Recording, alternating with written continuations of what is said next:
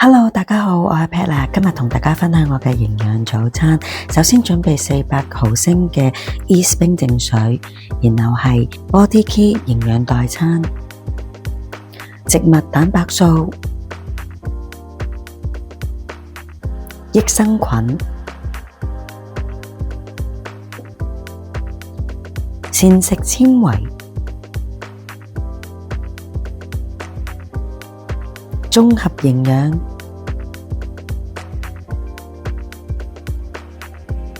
同埋魚油，然後將佢搖均勻。哇 ！Cheers！